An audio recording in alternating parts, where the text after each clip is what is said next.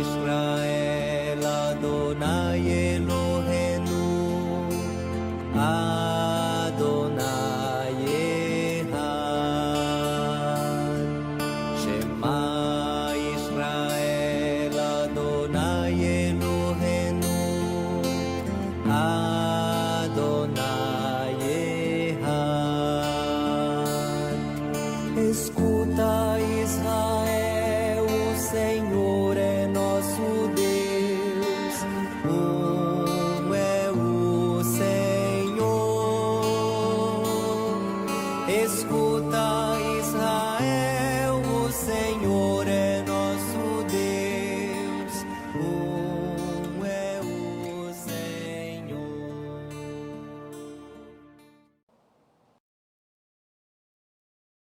Pessoal, bom dia, paz do Senhor.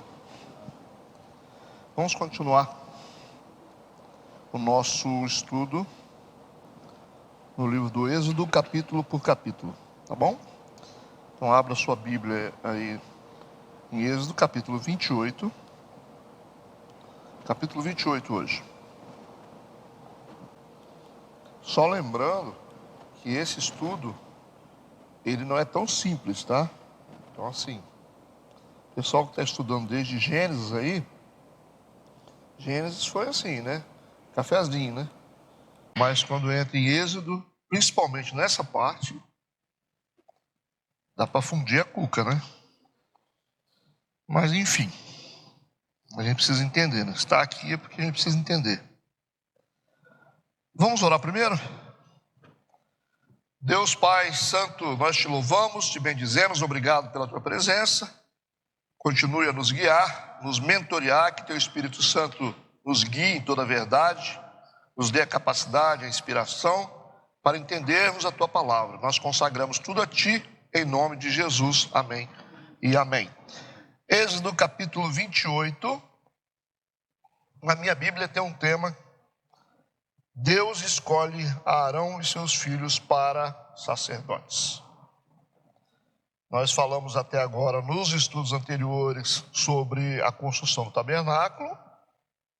A gente continua ainda, mas vai falar agora especificamente sobre o sacerdote, suas vestes, né, e etc. Tá bom? Vamos lá. Êxodo capítulo 28. Vamos começar aqui no versículo 1. Deixa eu só fazer um acerto aqui. Ok. Assim diz a palavra. Depois tu farás chegar a ti teu irmão Arão e seus filhos com ele, do meio dos filhos de Israel, para me administrarem o ofício sacerdotal, a saber, Arão, Nadab e Abiú, Eleazar e Itamar, os filhos de Arão. E farás vestes sagradas a Arão, teu irmão, para a glória e ornamento. Falarás também a todos os que são sábios de coração, a quem eu tenho enchido do espírito da sabedoria, que façam vestes a Arão para santificá-lo, para que me administre o ofício sacerdotal. Essas coisas são as vestes que farão: um peitoral, um éfode, um manto, uma túnica bordada, uma mitra e um cinto farão, pois santas vestes para Arão, teu irmão, e para seus filhos, para me administrar o ofício sacerdotal. E tomarão o ouro, o azul, e a púrpura, e o carmesim e o linho fino. Tá bom? Só até aqui. Vamos começar.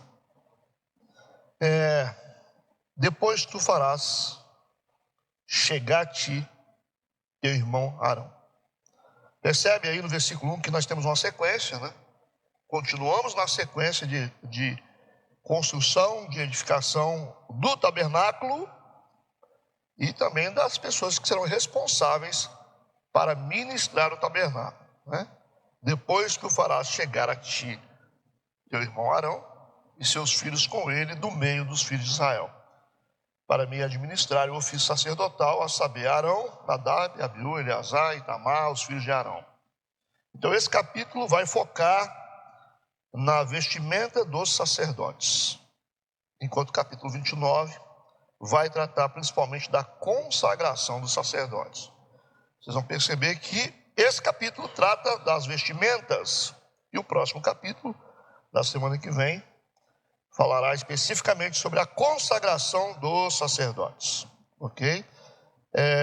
Até então as funções sacerdotais, elas eram executadas exclusivamente por Moisés. Era o Moisés que se aproximava das pessoas, que se aproximava de Deus, né? E era o mediador entre o povo e Deus. A gente não tinha mais ninguém aqui com uma função tão próxima de Deus como Moisés, certo? Agora, você percebe que o versículo 1 vai acrescentar agora, vai estabelecer, na verdade, o Arão como sumo sacerdote, né? Essa função sacerdotal será estendida a Arão e aos seus descendentes, que vão continuar, né, em sucessão, sem interrupção. Daqui para frente, a descendência dos filhos de Levi vai seguir sempre sendo sacerdotes, certo? Isso vai acontecer até a introdução da era cristã, até chegar ali no nascimento de Jesus, ok? Nós vamos ter essa estrutura espiritual, tendo como o sumo sacerdote, sendo da família ou da linhagem de Levi. Você tem aqui o Arão e os seus descendentes, né?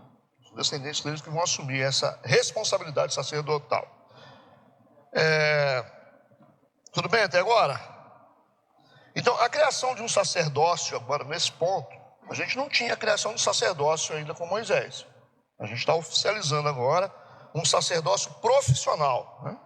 Isso marca o amadurecimento do sistema religioso da nação de Israel.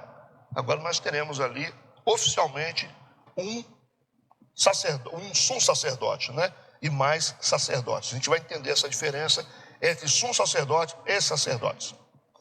E aí a gente começa a olhar para esses detalhes de sacerdócio, né, de tabernáculo sendo um lugar onde o povo podia fazer interação ou ter interação com Deus. Vocês precisam entender que nós estamos falando de coisas extremamente sérias da Bíblia, né? A gente está falando da parte mais fina espiritual da Bíblia. Quando você fala de tabernáculo e de sacerdócio, principalmente sumo sacerdócio, você pode aprender tudo na Bíblia. Mas agora nós estamos dentro de questões extremamente espirituais. Nós estamos no centro da coisa, certo? A gente aprende de tudo. Agora, quando você fala de tabernáculo e fala de sumo sacerdócio, você está falando de coisas, dentro de coisas assim, para Deus, coisas extremamente espirituais. Tudo bem? Então, por isso que envolve uma dedicação, prestar atenção, vencer o cansaço, tentar saber os mistérios dessas coisas. Logicamente que existem muito mais mistérios, muitos mistérios aqui além do que a gente está vendo, mas é o que Deus autorizou a gente para estar acessando, tá legal? Então a gente tem aqui a criação do sacerdócio profissional, tá claro isso aqui? O amadurecimento do sistema religioso de Israel. Então vamos para o versículo 2. E farás vestes sagradas a Arão, teu irmão, para a glória e ornamento. Então, vestes sagradas. É importante a gente entender que a santidade aqui não é inerente ao material da veste, certo? Nem à obra de construção. Quando fala, farás vestes sagradas. Então, não é o material em si que é sagrado e nem o sistema de confecção e construção das vestes. Mas sim, porque elas serão usadas no cumprimento de funções sagradas, certo?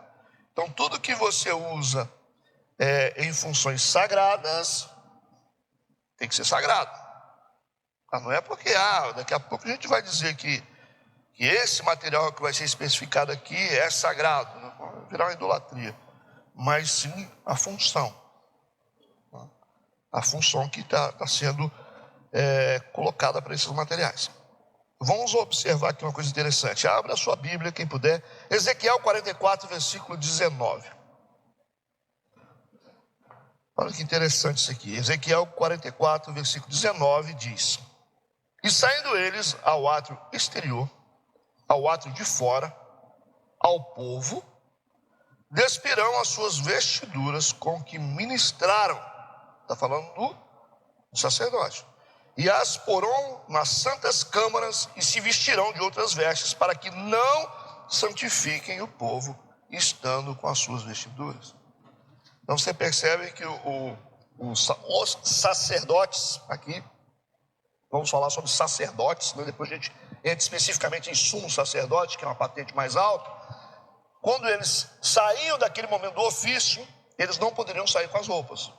Eles deveriam deixar suas roupas, está aqui claro, se despirão das suas vestiduras, com que ministraram, e as porão nas santas câmaras. Então havia lugar sagrado para colocar essas roupas. E vão se vestir de outras vestes. Como você imagina um sacerdote que ele tem aquela roupa sagrada, ele sai do altar, ele tem que tirar, guardar e colocar uma roupa comum para chegar ao povo. Por quê? É interessante que o texto diz assim: para que não santifiquem o povo estando com as suas vestiduras. Então corria-se o risco do sacerdote, se ele se adentrasse no meio do povo, e que o povo, ele santificasse o povo só estando no meio do povo. Aí o povo ficava oficialmente santificado. Certo? Entendeu? É aquilo que diz assim, você não pode amaldiçoar aquilo que Deus abençoou. Aí tem uma implicação, porque a gente pensou, mas não seria bom isso? Né? Então algumas versões estão dizendo, não transmitir ao povo nenhuma influência sagrada.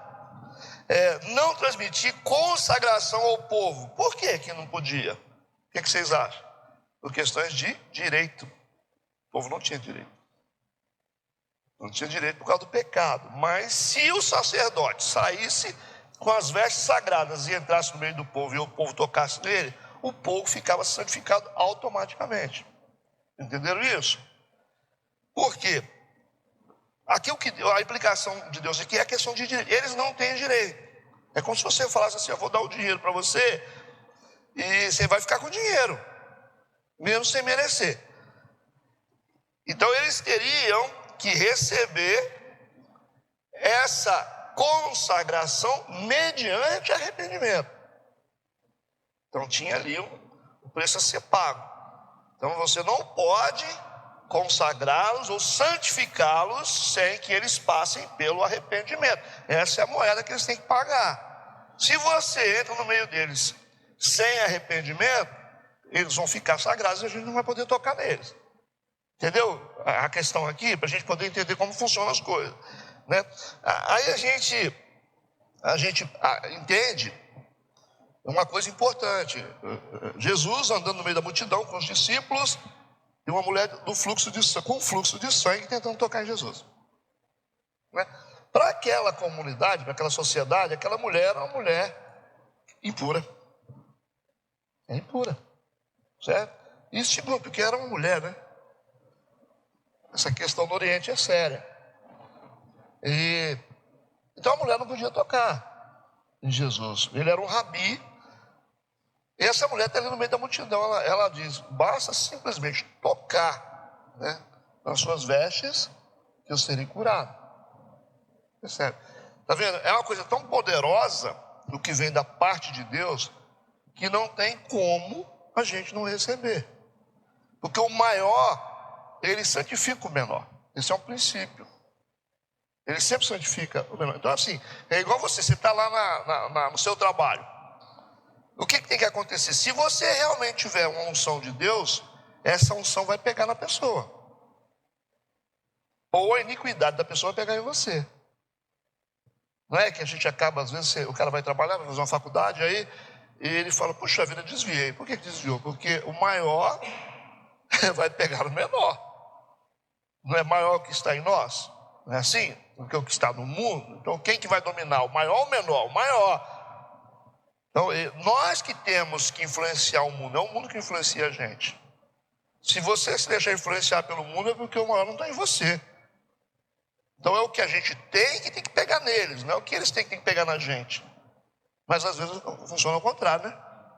Às vezes a pessoa não pode estar em lugar nenhum que acaba se influenciando, começa a falar errado, pensar errado, fazer errado, porque foi influenciado. Então, o que estava no cara é maior do que o que estava em você. É bom a gente saber essa conta, né? Então a mulher do fluxo de sangue, ela entendia que Jesus era maior. E ela sabia que o maior influenciaria o menor. Ela disse, basta simplesmente, ela falou sobre um princípio, tocar nas vestes dele, e eu serei curado. E foi. Percebe que é um princípio que não passou nem pela vontade de Deus, ele já estava configurado, porque o próprio Cristo, ele estava andando, e de repente ele parou e disse, epa, para tudo, por quê? Aí os discípulos perguntavam, mas por quê?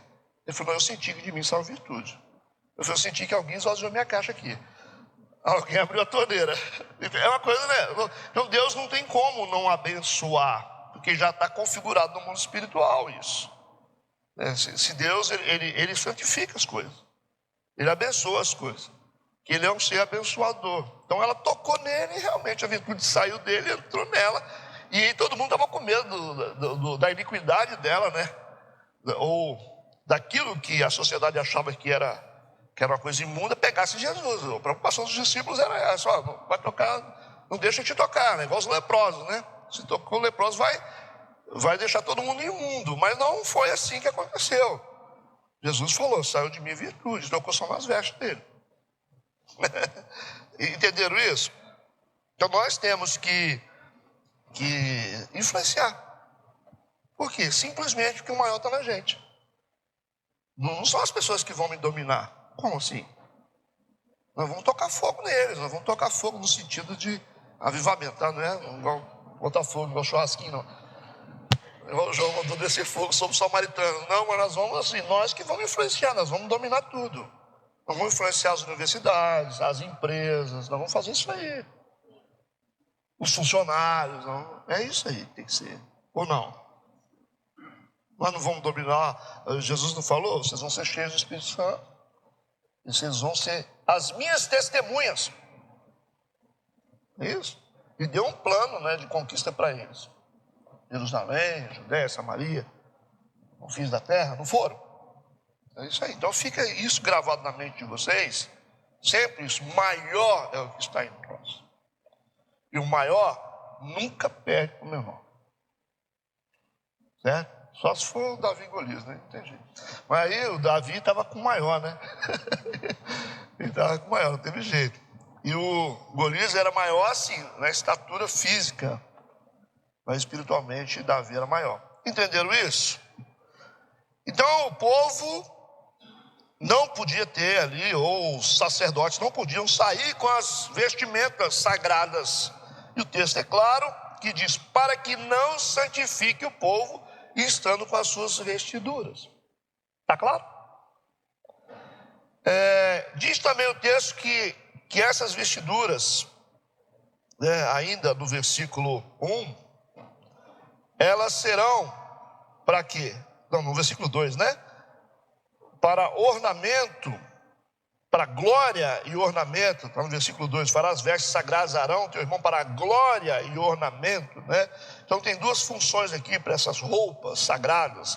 Para a honra, para glorificar a Deus e enfeite, né? As pessoas iriam olhar e tinham que ver algo assim que chamasse bastante atenção. Esse era o propósito dessas roupas dos sacerdotes.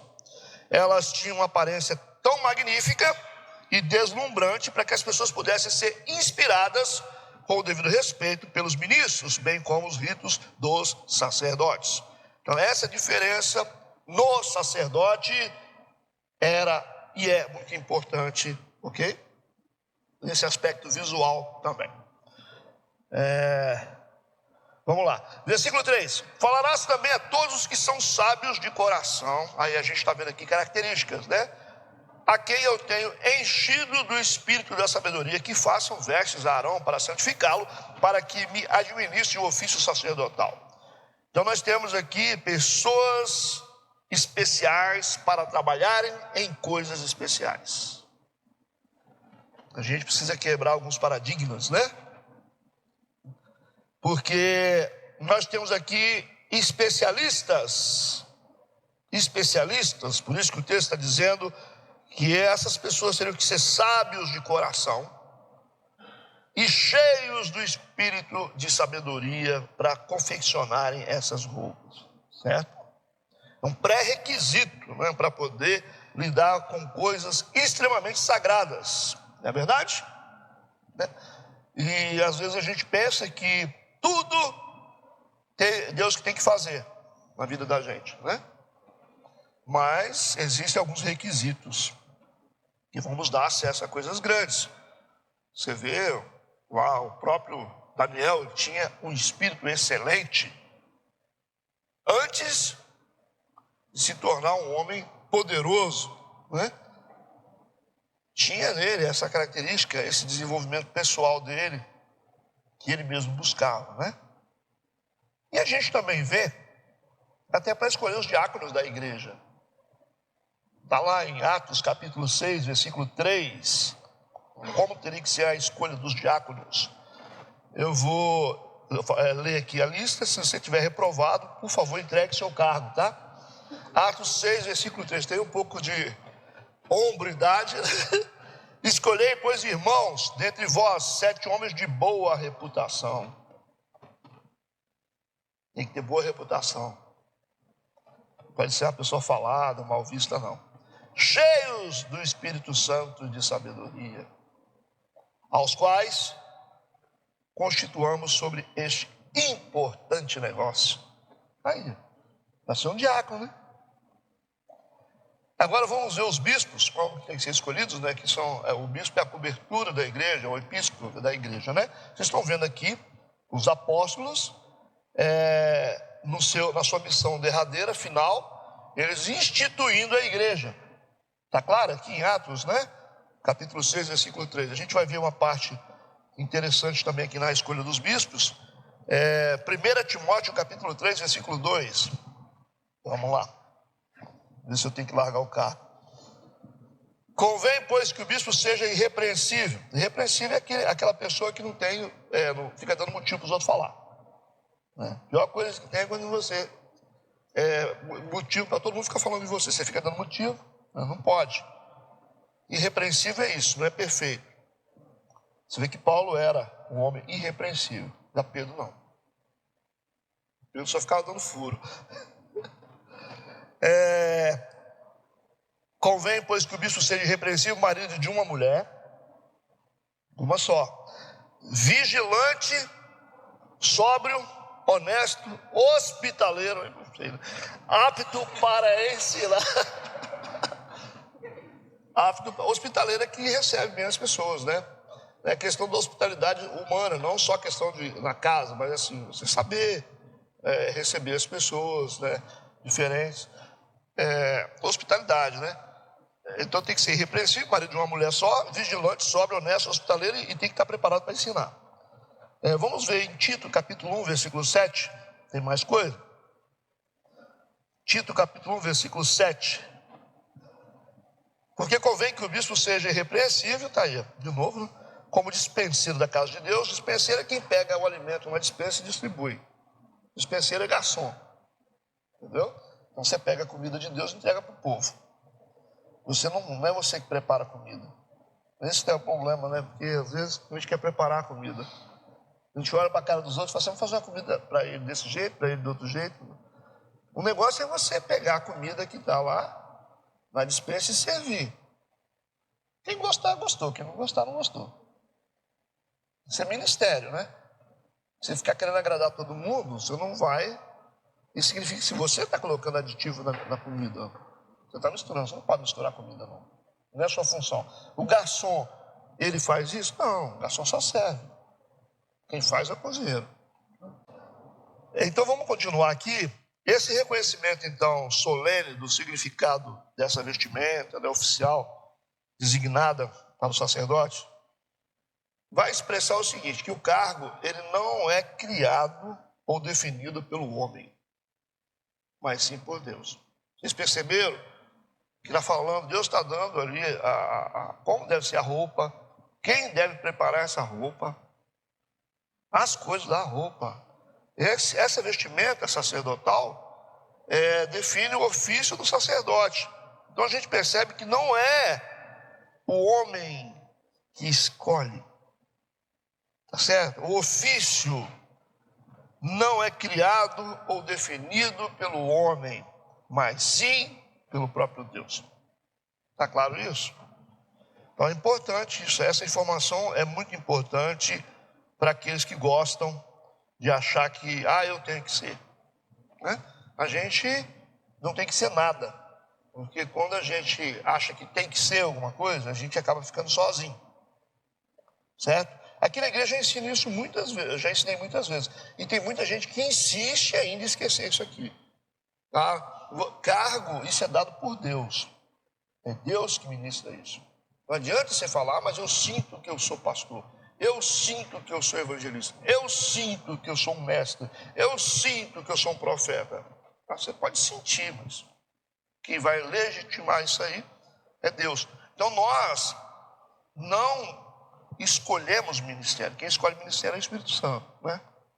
A gente vai discernir o ministério da pessoa e nós vamos legitimar aquilo que a pessoa já é. Ok? Pastor nasce pastor. Você vai ver que o pastor ele já gosta de gente, ele vai ser aquele cara que sempre está conciliando ali. Ele sempre, esse pastor, mas não percebo isso. Mas dentro desse cara já tem uma unção de pastor. Ele já é um pastor. Vocês vão perceber isso. Vocês conhecem muita gente que você fala, poxa, essa pessoa não é pastor, mas é uma pessoa conciliadora, é uma pessoa que sempre está ali, né? Ajudando. Você conhece a pessoa que é um pastor, então. Pastor nasce pastor. Diácono nasce diácono. Presbítero nasce presbítero. O missionário é missionário. O evangelista é evangelista. O evangelista ele não precisa nem ter o cargo. Às vezes ele é evangelista assim. Você sente que é um evangelista, né? E da mesma forma, eu vou mais adiante para vocês entenderem, médico nasce médico, advogado nasce advogado, psicólogo nasce psicólogo, arquiteto nasce arquiteto, polícia nasce polícia.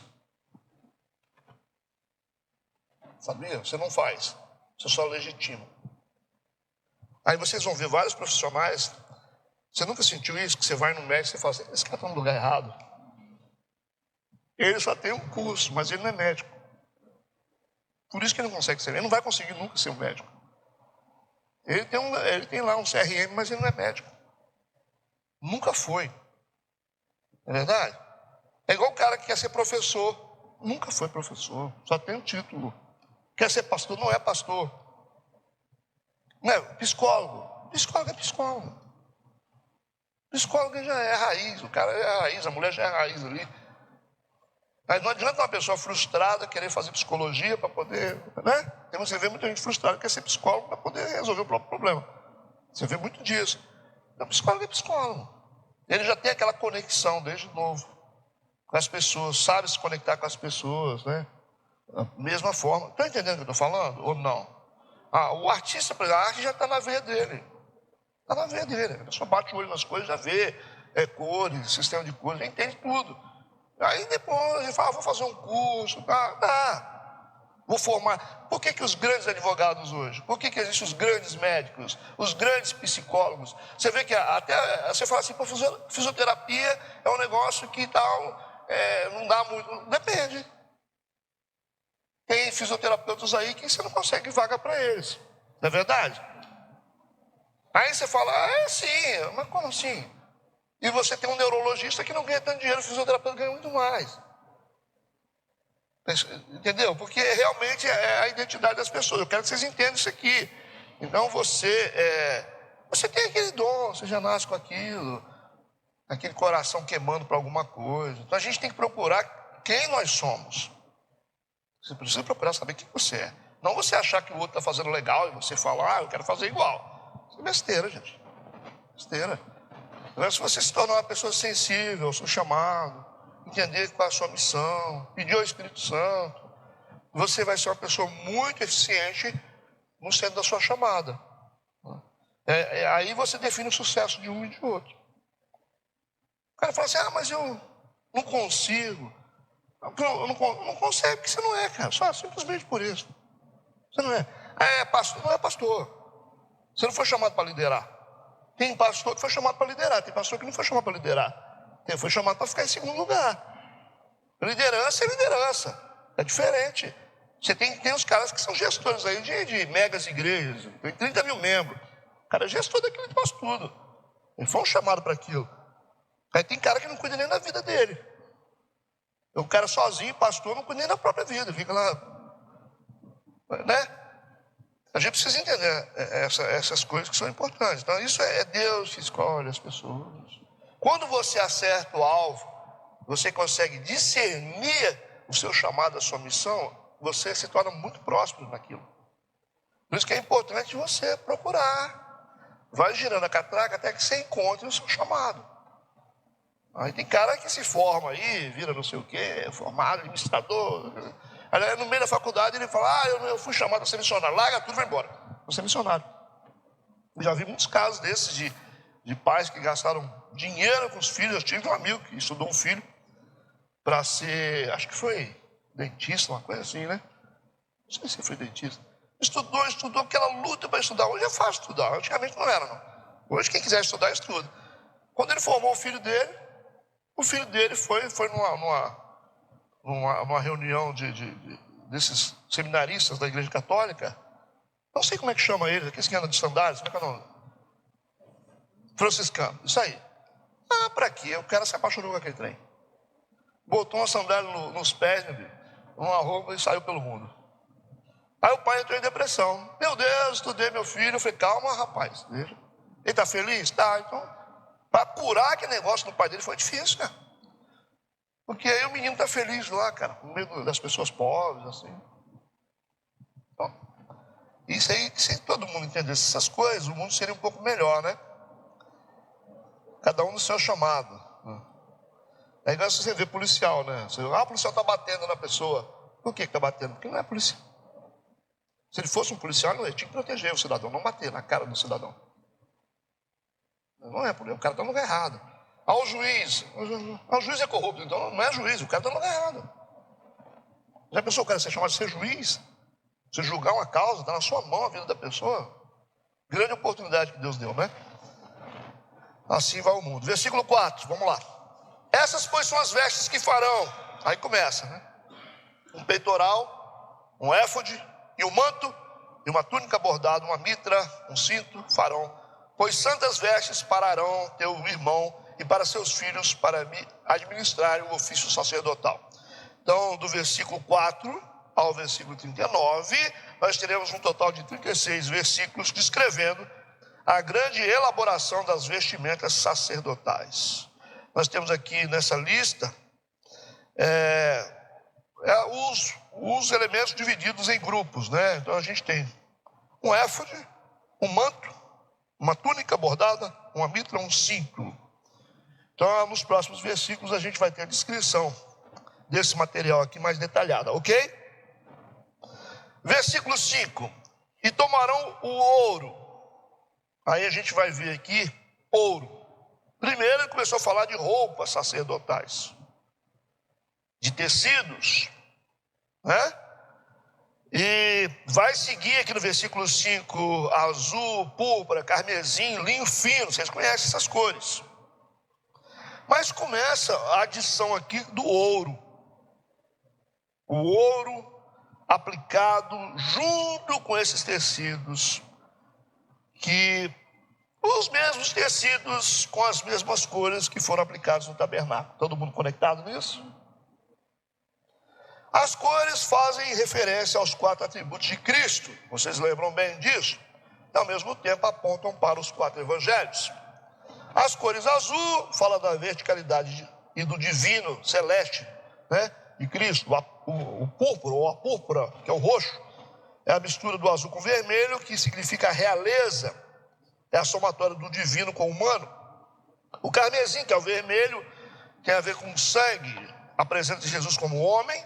O linho fino, que é o branco, apresenta a santidade de Cristo, certo? Então essas cores aí, as 4 cores, são os atributos de Cristo: divindade, realeza, humano, santo, ok?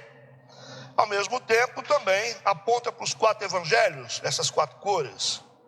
Mateus, por exemplo, tem a missão de apresentar Jesus como rei, representado pela cor púrpura, roxo. Marcos, ele tem a missão de apresentar Jesus como servo, filho do homem, por isso que a cor é vermelha. Lucas teve a missão de apresentar Jesus como descendente de Adão, ou seja, o branco, né? Homem sem pecado, por isso que ele era descendente de Adão, criado no Éden. Então aponta para o branco, ele é um homem, ele era descendente de Adão, mas era um homem sem pecado, ok? João apresenta Jesus como filho de Deus, celeste, por isso você vai ver, no princípio era o verbo estava com Deus, o verbo era Deus. Cada evangelho tem uma missão específica de apresentar Jesus de uma forma. Isso é importante saber. Vamos para o versículo 6 agora, seguindo o nosso estudo. E farão o éfode de ouro e de azul e de púrpura e de carmesim e de linho fino torcido de obra esmerada.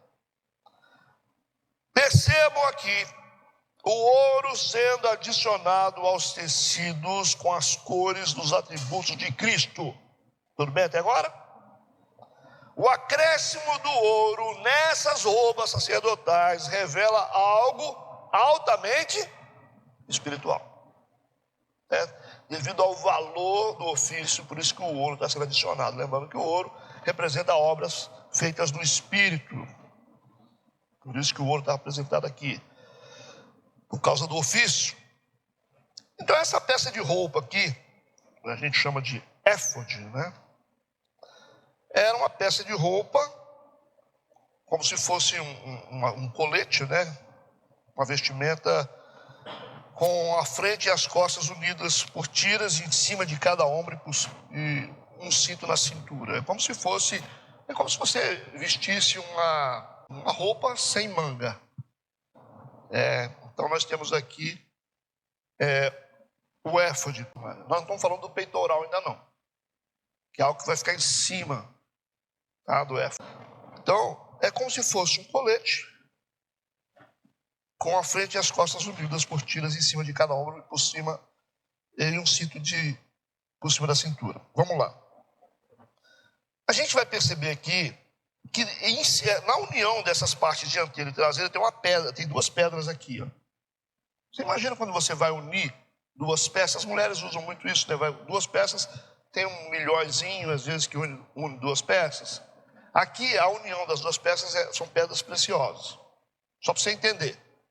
Tá? Eu estou falando de uma roupa que tem a frente e a parte de trás, e a união das duas partes, frente e trás, são unidas por duas pedras. Tá? Entendido? Aí vocês vão com a mente lá atrás, lembrando lá da união do tabernáculo. Tá? Então aí que vai exigir a atenção de vocês. Tudo bem? Essas pedras são pedras sardônicas, nas quais estavam gravados os nomes dos filhos de Israel. O encontro desses dois tecidos, o que fica atrás e o que fica na frente, é feito através de duas pedras preciosas. Certo? E essas pedras ficam exatamente aqui. Deu para fazer a imagem? Tranquilo? Então, nessas pedras, chamadas pedras sardônicas, estavam gravadas os nomes dos filhos de Israel. Imagina, qual o tamanho dessa gravação? Para poder gravar nomes dos filhos de Israel nessas duas pedras, né? 6 nações aqui e 6 aqui. Tudo bem? Uma pedra aqui e outra aqui, unindo os tecidos da frente e de trás, com os nomes dos filhos de Israel. 6 tribos gravados aqui e 6 tribos gravados aqui. Tá tranquilo agora? Por favor, vocês são inteligentes, tá? E aí, depois a gente fala sobre esse sistema de gravação, né, que é minúsculo. Imagina, os israelitas aprenderam isso em algum lugar. Eles não sabiam sobre isso, não. Então, essas duas pedras ficavam sobre os ombros do sacerdote e ligavam as tiras frontais com as tiras das costas. Isso significava, você já sabe, que o sacerdote deveria carregar a nação de Israel sobre os ombros, né? Através de uma obra de mediação. Quero saber de vocês se ficou entendido isso. As pedras preciosas nessa posição dos ombros, com os nomes das tribos de Israel. São 12 tribos. 6 aqui, 6 aqui. Então ele está carregando simbolicamente, eu deveria carregar através do seu ofício, a nação de Israel sobre os ombros. Era um um cargo pesado. Carregar sobre os ombros representa também usar força sacerdotal para carregar. Não seria fácil isso. Aí você percebe o ofício do ministro agora? O ofício não só do pastor, mas quem está na linha de frente de alguma coisa, liderando, assumindo alguma coisa, você está carregando o povo sobre os seus ombros. Tá? Existe aqui uma aplicação de força espiritual, que não é fácil. Por isso que pode haver desgaste espiritual. Notou isso? Posso seguir? Versículo 7. Terá 2 ombreiras que se unam às suas 2 pontas e assim se unirá. Não se preocupe com os detalhes daquilo que eu estou lendo, mas se preocupe com a explicação daquilo que eu estou dando para vocês. Que eu vou transformar isso em miúdos para vocês. Se você ficar preso nas palavras, você vai ficar maluco. Tá? 2 ombreiras que se unam às 2 pontas e assim se unirá. Então o éfode consistia em 2 peças principais de tecido. Claro, uma para as costas e outra para a frente, unidas por alças. Está bem desenhado na cabeça de vocês. É importante a gente saber que essas vestes estão sendo definidas nesse capítulo e se referem às vestes do sumo sacerdote. Aí está a diferença. Essas explicações que eu estou dando aqui a princípio se referem às vestes do sumo sacerdote, que é um cara que tem uma posição superior aos sacerdotes. Aos sacerdotes. São vários sacerdotes, só pode ter um sumo sacerdote.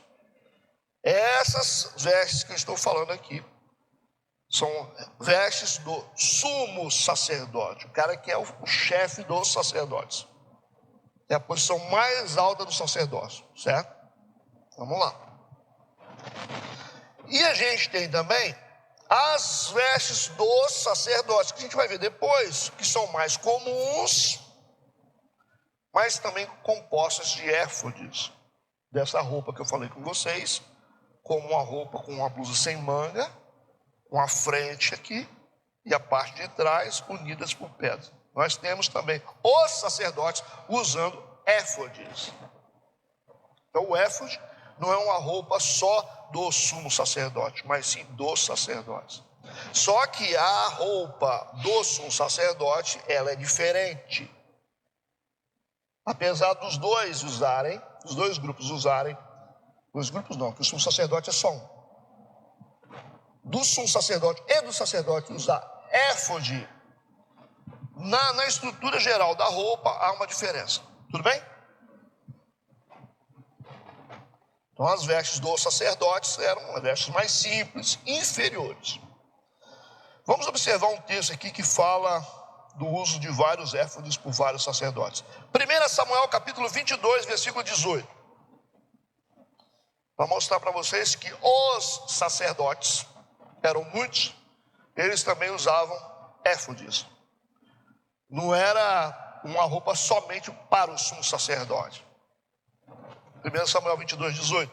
Então disse o rei a Doeg: vira-te e arremete contra os sacerdotes. Então se virou Doeg, o edomeu, e arremeteu contra os sacerdotes. Está no plural, né? E matou naquele dia 85 homens que vestiam éfode de linho. Está claro isso? Então o éfode era uma roupa sagrada, mas que tanto o sacerdote como o sumo sacerdote usavam. Tudo bem até agora?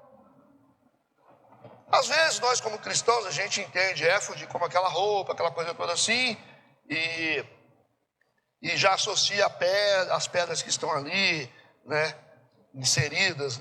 A gente tem que saber separar as coisas. Vamos saber separar as coisas. Espera lá. Tudo bem, então nós vimos aqui que também os sacerdotes comuns usavam éfode. O sumo sacerdote, como eu disse, era o posto mais elevado dentro da hierarquia do sacerdócio. Em outros povos, a figura do sumo sacerdote já existia. há pelo menos 1000 anos antes do tempo de Moisés. Então, as outras nações já tinham sumos sacerdotes. Entenderam isso? Vocês, é muito fácil vocês verem esses filmes aí, né? Aqueles rituais, né, místicos, né? As outras nações tinham essa posição alta de sumo sacerdote. Ok? Mas o conceito de sumo sacerdócio para os judeus é totalmente diferente, tá? Totalmente diferente das outras nações. Entendido? Então esse conceito aqui não nasce com Moisés, ele é bem antigo. Na tradição judaica e sob a ordenança de Deus, só poderia existir um sumo sacerdote. Está claro isso? Só um sumo, imagina sumo para sumo, somente um sumo sacerdote. É como se fosse um papa hoje na igreja católica. Não tem um, pode ter dois. Só poderia ter um sumo sacerdote. Mas, espera aí, na época de Jesus, haviam 2 sumos sacerdotes. Que história é essa? Por quê? Por questões políticas. Por questões políticas, quebrando a tradição judaica e a ordenança de Deus, haviam 2 sumos sacerdotes, Anás e Caifás. Não é verdade? Como assim? Isso tinha o dedo do Império Romano. Porque o Império Romano sabia que os judeus eram muito maiores do que eles dominaram, né, a Judéia, mas o que eles faziam? Eles comandavam tudo, recebiam impostos, mas eles tinham muito cuidado com as questões religiosas dos judeus, que eles não queriam uma rebelião. Você vê que quando Pilatos vai julgar Jesus, ele toma todo cuidado. Porque se ele induzisse uma rebelião, César ia dar cabo dele. César não aceitava nenhum tipo de rebelião, ele culpava geralmente o governador local. Aí Pilatos ficava tremendo, né? Aí o Pilatos disse que não podia julgar a causa, pega e manda para Herodes. O Herodes falou, não, está na sua jurisdição, pode dar uma conta, você que vai resolver isso aí. E aí o Pilatos fica tremendo de medo, né?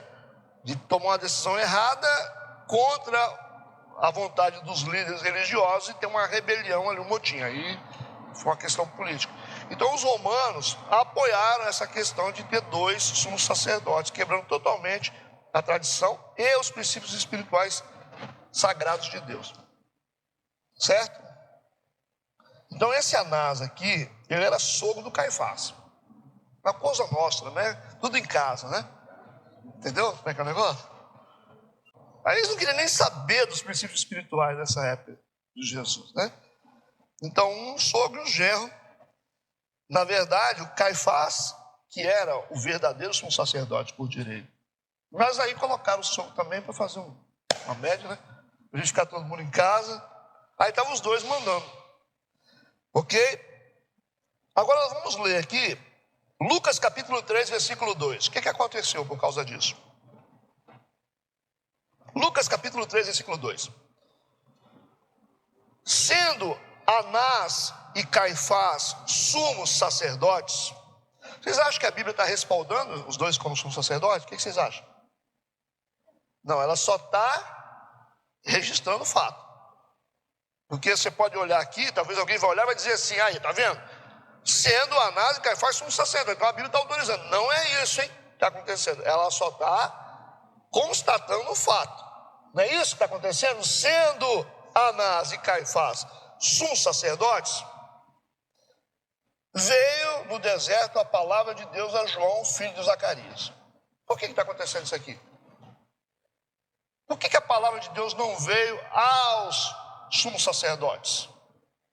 E veio a João, filho de Zacarias. Está dizendo filho de Zacarias. Por que vocês acham? Porque João Batista era filho de um sacerdote, Zacarias, oficialmente sacerdote. Então, João era legitimamente descendente de sacerdote. Então, se alguém poderia ser um sumo sacerdote, esse teria que ser João Batista. E ele tinha direito. Entenderam isso? Mas por que João é levantado? Por causa disso aqui. Sendo Anás e Caifás sumos sacerdotes. O que a Bíblia está dizendo? Já que a política entrou na igreja ao ponto de eleger 2 sumos sacerdotes, Deus resolveu levantar o dele. É isso que está dizendo o texto. Entendeu ou não? Então Deus já não fala aqui. Veio no deserto a palavra de Deus a João, filho de Zacarias, já que o sistema religioso estava corrompido. Deus resolve levantar o seu sumo sacerdote, segundo a sua vontade. Entendeu isso? O Caifás era sumo sacerdote por direito. Só que quando ele fechou junto com o sogro, ele bagunçou o sistema todinho. E aí Deus não tem como interagir com o povo, ele precisa de um sumo sacerdote. O que ele faz? Ele vai levantar quem? João Batista aonde? Onde? Por que no deserto? Porque a igreja estava corrompida. Se a igreja se corrompe, Deus vai para a rua, ou não? Se Deus não couber dentro das igrejas, ele vai para onde? Vai para a rua, vai para o deserto. É lugar melhor para ter crente do que deserto? Pô, tá cheio, né? Crente só vive no deserto, rapaz. Então quer dizer, por que no Apocalipse diz que Jesus fala, eis que estou à porta e bato? Porque está do lado de fora. Né? Então o sistema religioso se corrompeu com a política e colocou Jesus para o lado de fora. Colocou Deus para o lado de fora. O Espírito Santo foi para o deserto. Ele não podia ficar dentro da igreja. Entendeu agora? Ou não? Essa é uma informação importante, vocês sabem já disso, que a gente já comentou sobre isso. João Batista era de linhagem sacerdotal, e o texto fala isso claramente, filho de Zacarias, o sacerdote, tá? Não é o Zacarias o profeta. Filho de Zacarias, o sacerdote. Ele era de linhagem sacerdotal. Pois era filho do sacerdote Zacarias. O profeta Isaías, por exemplo, era de linhagem real. O profeta Isaías poderia ser rei, sabia? Ele tinha direito a ser rei. E por que Isaías representa o evangelho do Antigo Testamento? Porque ele também acaba sendo a tipologia de Cristo. Por isso que o livro do profeta Isaías é o livro que mais fala de Jesus no Antigo Testamento. Entendeu as conexões? Então nós temos aqui o João Batista levantado por Deus como sumo sacerdote, não na igreja, mas no deserto. Confere ou não? Primeiro, o João Batista tinha direito porque ele era de linhagem sacerdotal. Não. Ele tinha direito. Segundo, porque o sumo sacerdote não podia usar roupas comuns. Vocês viram que na construção das roupas aqui é diferente. E já que o João Batista estava no deserto, ele usava roupa de pele de camelo. Olha que coisa fantástica isso aqui. O sistema religioso tinha uma roupa toda de ouro. Ouro, linho fino, aquela coisa toda. Não era assim? Que a gente está construindo aqui. O sistema religioso se corrompeu. Agora Deus levanta o sumo sacerdote. A questão de Deus não era a questão de ouro e peças finas, mas sim ser diferente. E aí quando ele vai levantar o sumo sacerdote dele, o que ele coloca? Já que o meu sumo sacerdote não pode usar uma roupa comum, ele vai e veste ele com pele de... roupa de pele, de pelo de camelo. Não é isso? Isso aí a religião apanha com pressão, não é? Não é que você fica totalmente antagônico. Você tem uma roupa real, cheia de ouro, aí você pega um sumo sacerdote e veste lá a roupa de pele, de pelo de camelo. Que loucura, né? O sumo sacerdote também não podia comer qualquer comida. As comidas tinham que ser consagradas, aquele pão da preposição, aquela coisa toda. E já que o João Batista estava no deserto, Deus fazia ele comer gafanhoto e mel silvestre. Outra comida. Uma comida diferente, não é? E o sumo sacerdote deveria ministrar continuamente no templo. Mas como o sistema do templo estava corrompido, Deus fazia ele ministrar continuamente no deserto. Então olha a diferença de deserto para templo. Olha a diferença de comida de sacerdote para gafanhoto e mel silvestre. Olha a diferença de uma roupa real para pele de camelo. Totalmente diferente. Então João Batista era o sumo sacerdote. E ele dizia assim: eis o Cordeiro de Deus. Olha, ele tinha o discernimento do sacrifício do Cordeiro. Eis o Cordeiro de Deus que tira o pecado do mundo. Ele sabia. E ele dizia: eu sou a voz daquele que clama no deserto. Ele era só a voz, ele não era aquele que clama no deserto. Era Deus que estava clamando no deserto. Por que Deus estava clamando no deserto? Porque ele não podia clamar na igreja. Entendeu isso? Então ele disse: eu sou a voz daquele que clama no deserto. O que Deus está fazendo no deserto, gente? Porque a religião botou Deus para fora. Você acha que hoje não está assim, não? E a religião é complicada. Então, para você entender essas questões, quando você fala as coisas assim, o pessoal fala: é que esse pessoal que gosta desse negócio de renovação, fica falando essas coisas aí, não entende porque não estuda a Bíblia. Mas é isso aqui que Deus está falando com a gente. Ele está confrontando o sistema religioso. Deus não gosta de religião. Deus gosta de espiritualidade. Porque se gostasse, ele não chamava os fariseus de hipócritas, bando de víboras. E dava uma chance para eles também. Né? E se algum fariseu quis se converter, teve que se encontrar com Jesus de noite. Foi o Nicodemos. Teve que ir lá. E o outro também, que é Saulo de Tarso, teve que cair de cara no chão. Então assim, né? Não é simples, né? Converter religiosos. Então está claro aqui que muita gente pensa que esse sistema tal. Às vezes nós criamos coisas que colocam Deus para fora. Né? A realidade de Apocalipse é essa. Eles que estão à porta e batem. Ok? E o negócio ficou bagunçado mesmo, né? Que na porta do templo eles estavam comercializando as coisas, né? O povo trazia as ofertas para Deus de animais, aí os sacerdotes ficavam vendendo, né? Já tinha lá, né, no estoque uma pomba. E falava assim: não, essa pomba que você trouxe não tá boa não. Vou te dar uma ótima. Só que é mais caro, né? Aí vendia as coisas lá na porta do templo, fazendo comércio. Aproveitava que o povo estava levando as ofertas e rejeitava as ofertas do povo, as ofertas que vinham da terra, também de animais, e tentava substituir as ofertas por aquilo que eles queriam e com preço mais alto. Aí quando Jesus chega assim e olha aquele negócio todo, ele canta uma canção de amor, né?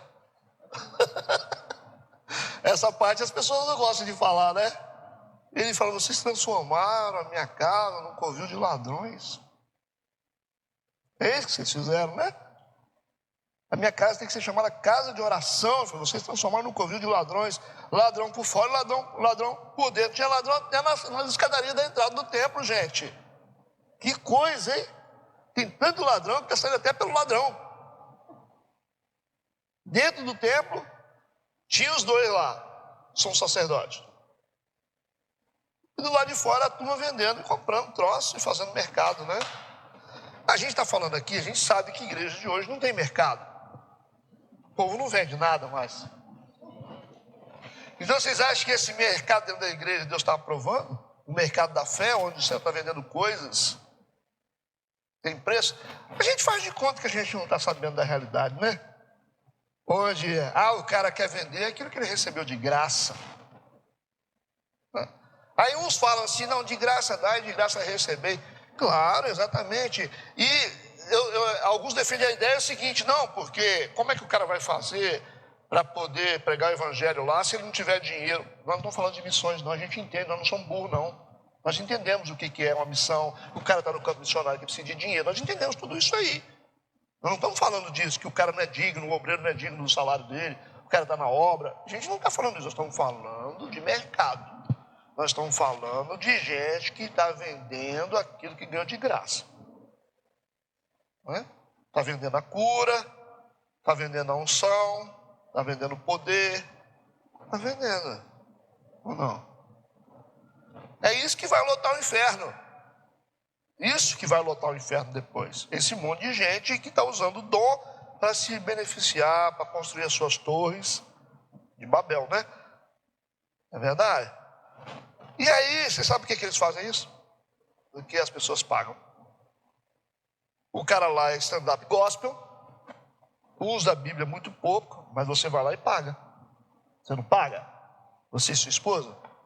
O cara fazer um stand-upzinho de 2 horas e sair daqui com 120 mil, 130 mil no bolso, é o melhor negócio do mundo, né? Nem um presidente, eu acho, da Petrobras ganha isso aí. O que você acha? 120 mil por mês? Nem um juiz ganha isso. Um homem formado. Aí vem um cara que nem sabe se estudou alguma coisa na vida, conta um monte de história pra gente, fica todo mundo rindo, que não tem nada a ver com as escrituras, e você paga para ouvir e ele sai com os bolsos cheios. Quem é que quer ser outra coisa a não ser pastor? Você quer ser empresário? É empresário? Para com isso. Empresário. Você é empresário, vai estudar para quê? Você é advogado para quê? Você quer ser pastor, filha. Ué, você quer ser esperto, você quer ser o quê? Você quer ficar fazendo faculdade de 6 anos para ser médico? Para que isso? Ué, é isso que eu estou falando. Só que tem um sistema que a gente sustenta esse sistema. Esse é o nosso problema como igreja. Nós sustentamos. A gente está dando ração para eles, por isso que eles estão engordando. Agora, quando a gente começar a falar não, quando o cara não abrir a Bíblia, a gente levantar e ir embora, aí acaba todo mundo. Os caras que gostam de fazer turismo gospel, né? Essas coisas todas. Então é um sistema terrível e que Jesus condena. A gente às vezes tem tudo na igreja, menos Deus. Menos Deus. Versículo 8. E os títulos de obra esmerada do seu éfode que estará sobre ele será de sua mesma obra, igualmente de ouro, de azul, de púrpura e de carmesim, de linho e de linho fino torcido. Lembrando novamente a inserção do metal precioso, que é o ouro, que representa obras feitas no Espírito, dando ênfase na seriedade do ofício. Por isso que o ouro está aparecendo. Versículo 9 e 10. Tomarás 2 pedras de ônix e gravarás nelas os nomes dos filhos de Israel. 6 dos seus nomes numa pedra e outros 6 nomes na outra pedra, segundo as suas gerações. Vocês vão percebendo que os nomes das pedras vão mudando. Se você pega uma pedra, você vai ver aqui a tradução, você pega várias traduções, você vai ver a pedra com 3, 4 nomes. Eu vou explicar depois sobre esses nomes e se há legitimidade ou não nesses nomes. Mais à frente eu vou dizer. Então nós temos aqui 6 nomes de tribos em cada pedra. E está falando novamente sobre a responsabilidade do sumo sacerdote em relação ao povo. Certo? Versículo 11. Conforme a obra do lapidário, como lavor de selos, lavrarás essas 2 pedras com os nomes dos filhos de Israel, engastados ao redor, em ouro as farás. É como se fossem as inscrições hieroglíficas, né? Não lembra aquelas inscrições pequenininhas que os egípcios faziam? Como eu disse para vocês, o povo de Israel aprendeu isso no Egito. Como fazer esse tipo de inscrição, chamadas também de filigranas. Os ourives conhecem muito bem isso. É um trabalho ornamental que você escrevia com fios fininhos de ouro, bem pequenininho, né? Finos e pequenininhos, você quase não percebia, né? Como se você olhasse a marca d'água no papel assim, que você não consegue ver. Quando você olhasse, a gente fazia assim. Então, essas inscrições nessa pedra eram feitas assim, com esse tipo de técnica que a gente chama de filigranas. É marca, desenho ou linha que se encontra num corpo de um objeto que só se vê por transparência, como se fosse uma marca d'água. Era muito pequenininha e simplesinha. Deu para entender? Versículo 12. E porás as 2 pedras nas ombreiras do éfode, por pedras de memória para os filhos de Israel, e Arão levará os seus nomes sobre ambos os seus ombros para a memória diante do Senhor. Vocês perceberam que está sendo feita uma repetição aqui novamente, de uma coisa que já foi falada, porque essa é uma questão judaica de escrita, tá? Está ratificando a função do sumo sacerdote de carregar o fardo, ou seja, o fardo do cargo está representado pelos ombros. Está claro, certo? Que é a parte mais adequada para carregar fardo sobre o ombro. Versículo 13 e 14. Farás também engastes de ouro, que são botões ou rosetas, E 2 cadeiazinhas, que são correntinhas. Então são botões com correntinhas de ouro puro, de igual medida de obra de fieira, as farás, e as cadeiazinhas, que são as correntinhas de fieira, porás nos engastes. Provavelmente essas fieirinhas de ouro e esses botões eram usados para firmar o peitoral ao éfode. Ok? Agora vai ser colocado um peitoral sobre o éfode que nós falamos antes. E esses botõezinhos com essas fieirazinhas, essas correntinhas de ouro, eram para firmar esse peitoral sobre o éfode. Versículo 15. Farás também o peitoral do juízo de obra esmerada, conforme a obra do éfode, e o farás de ouro, de azul, de púrpura, de carmesim e de linho fino torcido o farás. Peitoral do juízo significa oráculo ou judicial. Vai ser colocado aqui um peitoral sobre aquela roupa éfode, chamado de peitoral do juízo, porque é através desse peitoral que as causas do povo vão ser julgadas. Vai ser um instrumento para você julgar situações extremas. Como é que a gente vai decidir? Então, existem pedras nesse peitoral que vão ser usadas como oráculos. Você vai consultar Deus através daquilo. Pastor, mas como pode um negócio desse? Era assim que Deus fazia nessa época. Sim ou não? Era através dessas pedras que estavam ali. A gente chama de Urim e Tumim. Depois a gente fala, mas a gente vai entrar nisso. Entender aqui as questões dos botões de ouro e as correntinhas de ouro para firmar esse peitoral no éfode, tudo bem? Está dizendo também que a obra tinha que ser esmerada, ou seja, obra de especialista, obra fina, tinha que ser alguém preparado para fazer. Peitoral do juiz significa oráculo. Já ouviram essa palavra, oráculo? Consultar os oráculos, né?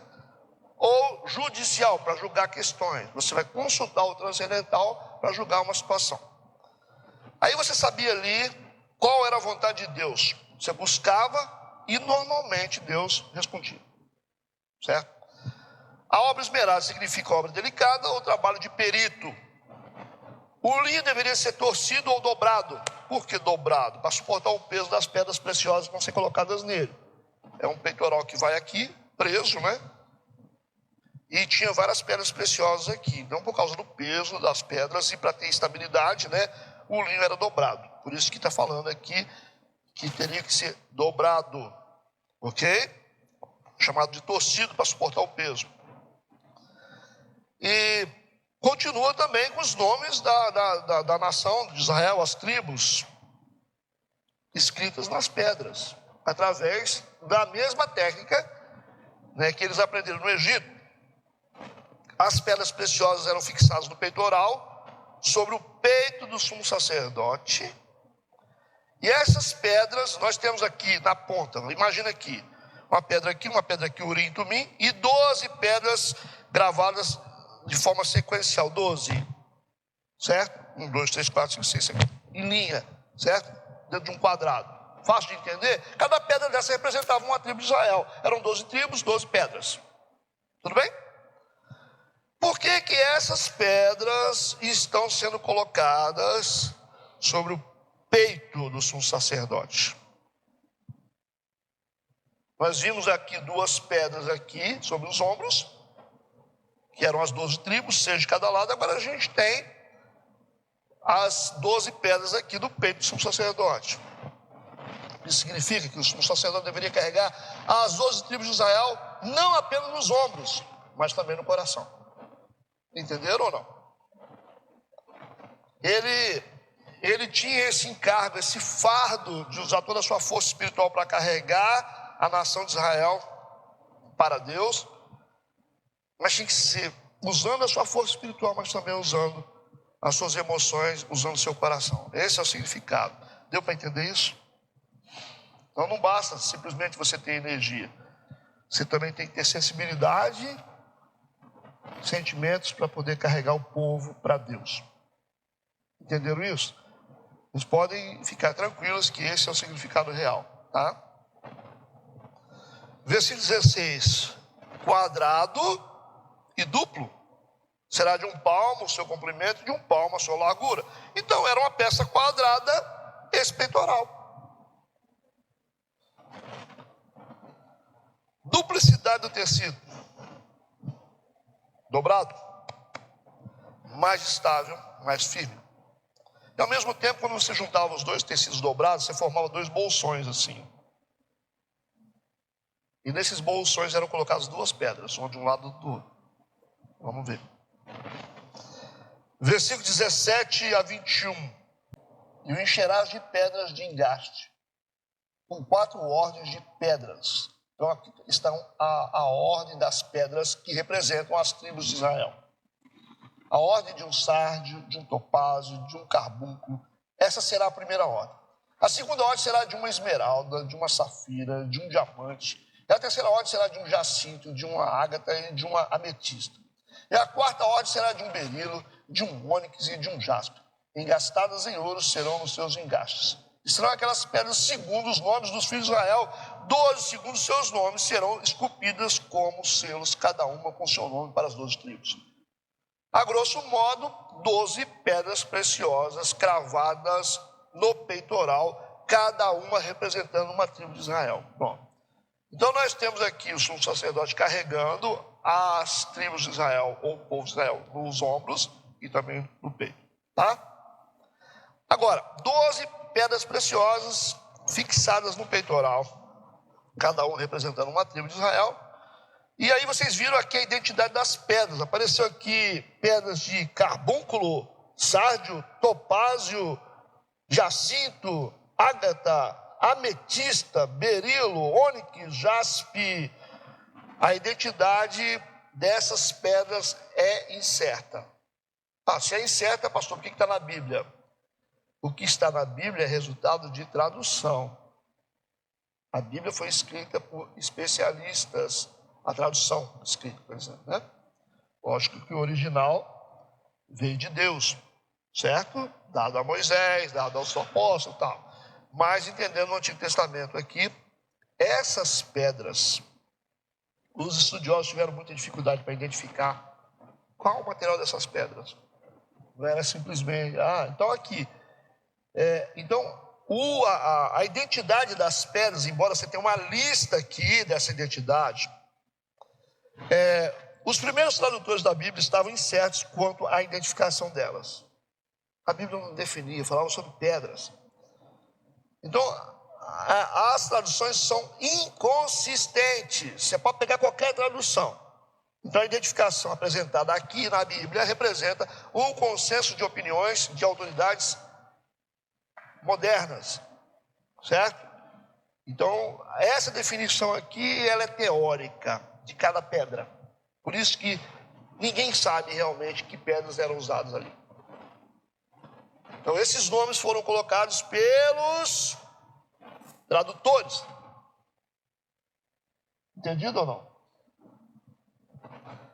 É um consenso entre todos os tradutores, para poder definir alguns nomes. Mas, logicamente, que a Bíblia tem algum propósito de não ter aparecido realmente o nome dessas pedras. Então, esses nomes que vocês estão vendo aqui foram colocados pelos tradutores. Está entendido?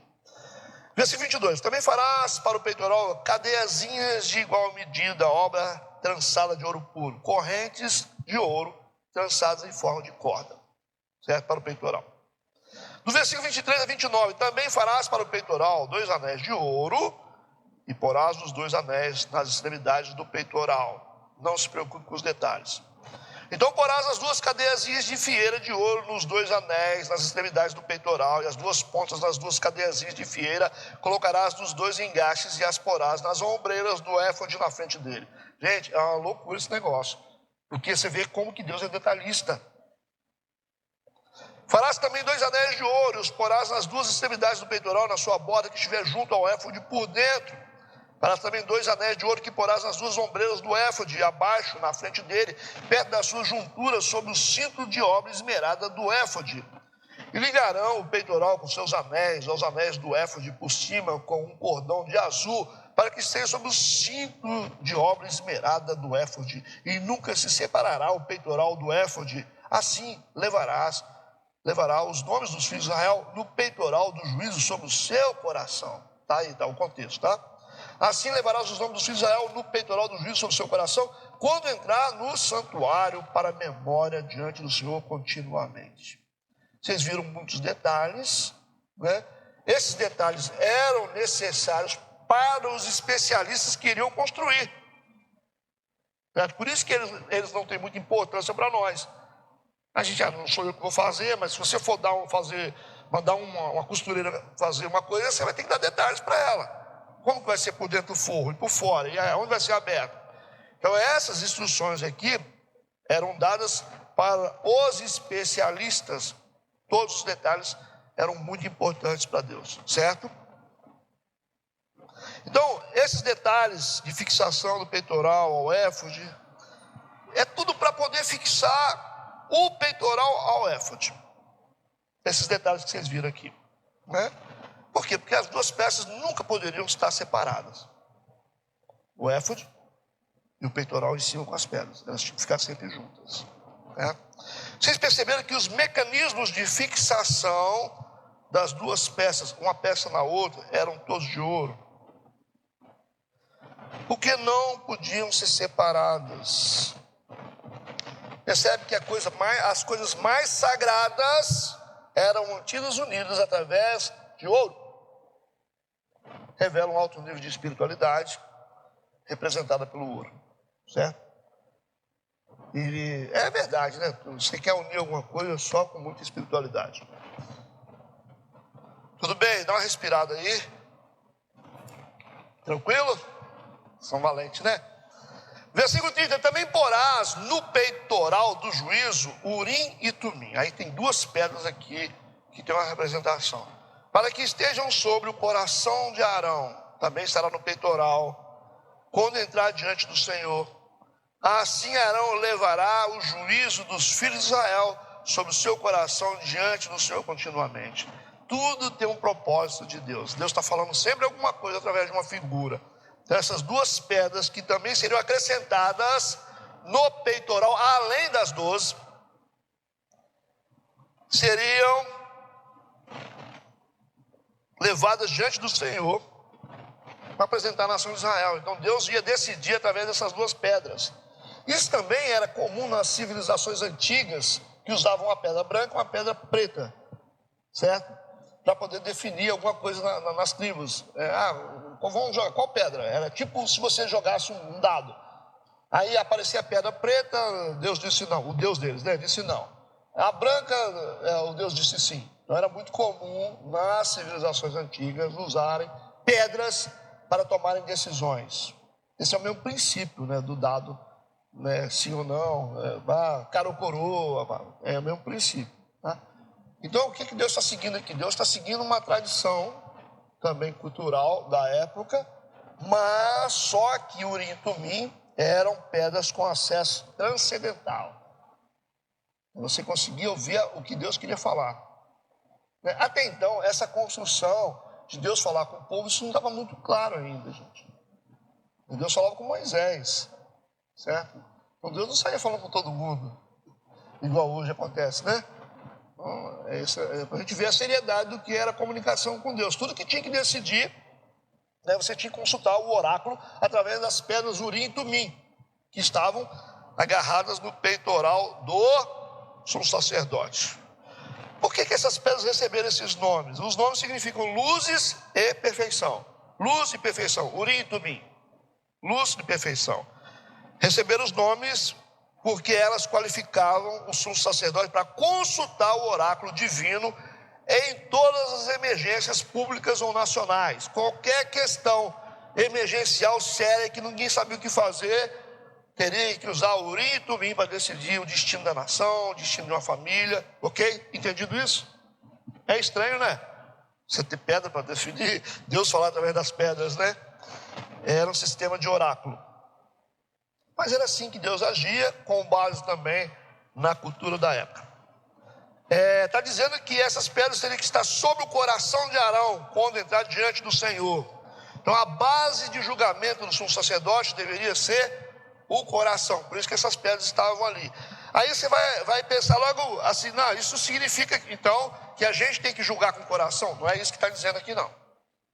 Ó, que estejam sobre o coração de Arão condensados diante do Senhor. Não significa que o julgamento tem que ser feito com o coração. Se fosse com o coração, não precisava das pedras, né? Mas sim que o sumo sacerdote deveria levar as causas dos homens diante de Deus, mas colocando o seu coração na intercessão. Certo?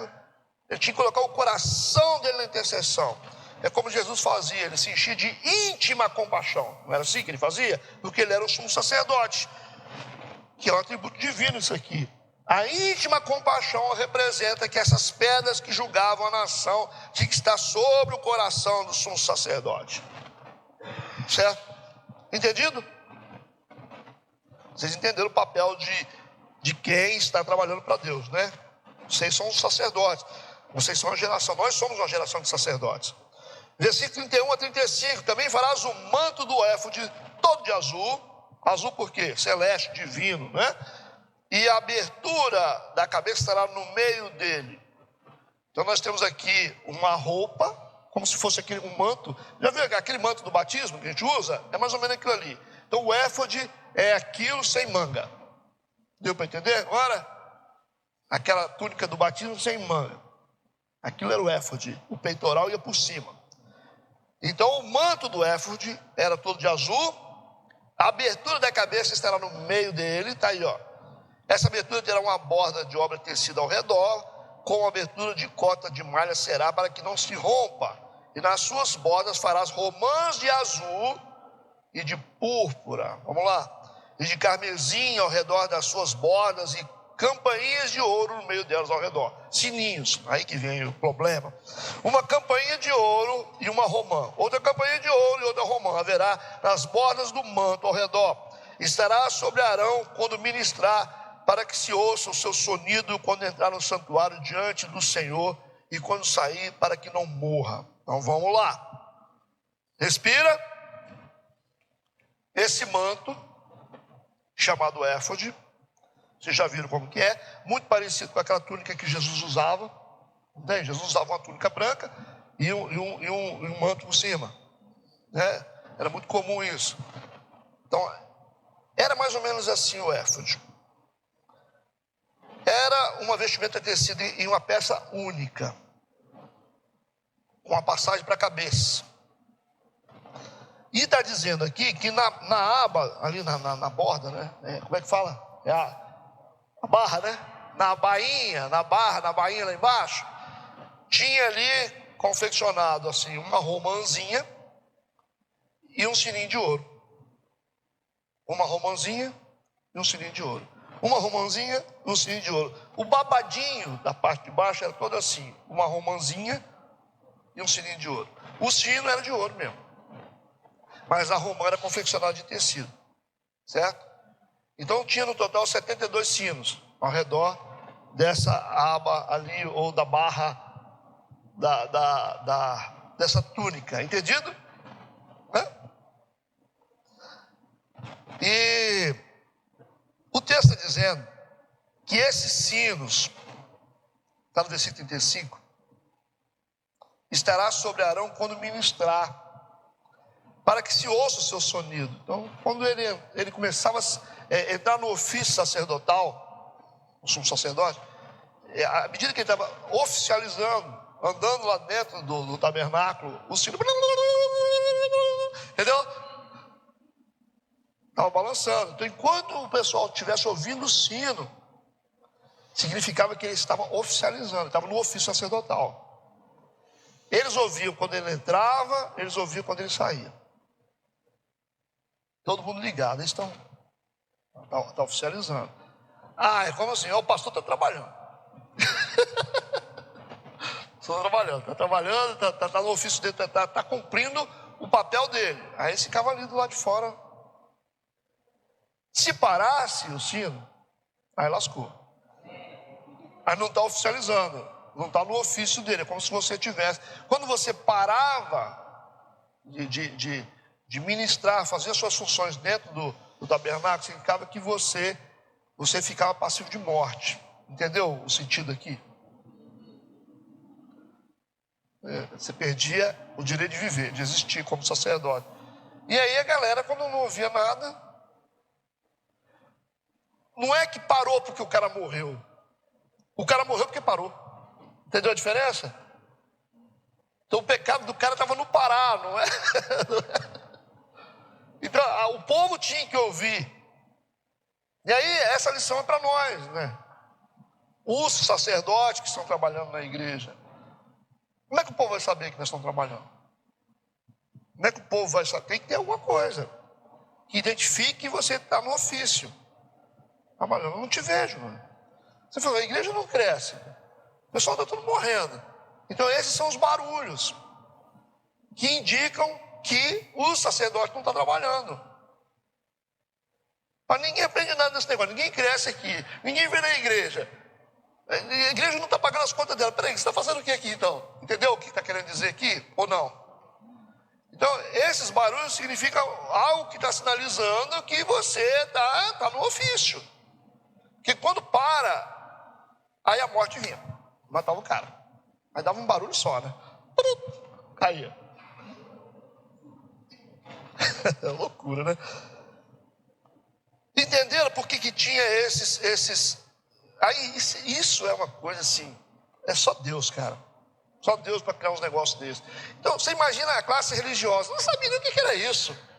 A classe religiosa, isso é só no espírito. Você entendia o que Deus estava fazendo. Para eles era só, não entendia. Você podia ter o Nicodemos, o cara mais sábio do mundo ali, o Gamaliel. Eles não entendiam o significado dessas coisas na essência. Então, os sinos eram presos na borda do manto do sacerdote, intercalados com as romãs bordadas. Está claro isso aqui? Uma romãzinha e um sino. Uma romãzinha e um sino. Uma romãzinha e um sino. Dava 72 sinos ao todo. Né? A função, acabei de falar, que era sinalizar os movimentos do sumo sacerdote dentro do lugar santíssimo, lembrando da responsabilidade de executar suas obrigações exatamente de acordo com a lei, indicando ao povo a sua presença no recinto santo. Se ele está andando lá dentro, é porque ele está trabalhando e está em santidade. Se parou de fazer barulho, nós estamos com um problema. Então o barulho do sino protegia o sumo sacerdote da morte. O ofício, por isso que a omissão é um troço perigoso para a gente, né? A omissão do que você tem que fazer é muito perigoso. Lembrando que não é só pastor que é sacerdote não, tá? Nós estamos falando de um sacerdote aqui, mas é um sacerdote. O barulho do sino protegeu o sumo sacerdote da morte. As romãs simbolizavam a fertilidade da terra prometida. Esse é um símbolo claro. As romãs representavam fruto, fertilidade da terra prometida e nutrição espiritual. Aguenta um pouquinho que eu estou terminando. A tradição judaica afirma que a romã possui 613 sementes. É tão interessante que eu fui pesquisar esse negócio. Teve um cara judeu que ele abriu a romã. E ele tirou a sementinha tudo e foi contando. Aí deu 600, eu falei, pô, mas essa quantidade de romã, tinha umas mil sementes aí. O cara foi contando aquele negócio para fazer a experiência. Não deu 603, mas deu 610. Então tem algum sentido esse negócio. Você já imaginou quantas sementes tem numa romã? Ele foi contando, não deixou cair nenhuma no chão. Aí ele falou assim, as romãs do Oriente são um pouco maiores, ele falou. Provavelmente elas chegam na quantidade certa. Mas enfim, cara, Deus não trabalha com número exato na Bíblia. Mas 610, o cara falou, mas como 610 sementes dentro de uma romã? Ah, vou ter que abrir lá no sítio, vou ter que contar. Para dar um trabalho danado. Mas enfim, que representa ao mesmo tempo os 613 itens da lei. É muito mistério. Ou os 613 mandamentos da Torá. Por isso é um símbolo também de integridade. Do hebraico a palavra romã é rimon. Significa sino também. Os dois têm o mesmo significado. o meu significado. Né? Enquanto as campainhas indicavam júbilo ao servir o Senhor, o barulho do júbilo, o barulho do sino era o júbilo ao servir o Senhor, as romãs representavam a fecundidade. Então são sinais de adoração e sobrevivência. Adoração e sobrevivência. As duas palavras estão ligadas, cara. Adoração e sobrevivência. Se você não adora, você morre. Essa que é a verdade, né? Deus procura adoradores que o adorem em espírito e em verdade. Então, o fruto tem a ver com a fertilidade, a fecundidade, né? A sobrevivência. E a adoração é o barulho dos sinos. Aí, vamos lá. Nós estamos terminando, então presta atenção. A ordem dos sinos e em seguida as romãs. Um sino a romã, um sino a romã, um sino a romã. Existem valores diferentes nas duas coisas, certo? A romã é um fruto muito comum no Oriente. Até suco de romã eles tomam lá no Oriente, tem muita romã. Só que o ouro não é achado facilmente como a romã. Olha o valor de uma romã e o valor do ouro. Olha onde é extraído a romã, onde é extraído o ouro. Um é extraído fora da terra, o outro é extraído dentro da terra. Perceberam isso? Mas os dois estão juntos, pertencendo a uma ordem sagrada. Agora, mais sério ainda, são coisas diferentes, de valores diferentes, correto? Um é achado facilmente, o outro não. A romã é uma fruta natural, só que o ouro não é tão natural, né? É uma coisa que você precisa de tempo e até hoje é uma tecnologia muito grande para você achar ouro e tirar o ouro, né? Só que as romãs, elas tinham um papel muito importante, elas impediam que os sinos batessem um no outro. Como eram feitas de tecido, elas impediam que os sinos batessem um no outro. Porque se o sino batesse um no outro, você não tinha o barulho do sino exato. Você tinha um barulho.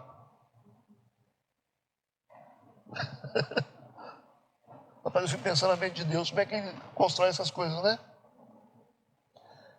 Então, o que a gente acha que é complexo, Deus coloca complexidade em coisas pequenas aí. Então, as romãs impediam que os sinos batessem uns nos outros. Se batessem um no outro, o som dos sinos não seriam evidentes. Eles não iam tilintar como os sinos, mas ia ter um barulho, você não conseguia entender. Aí, quer dizer, um depende do outro.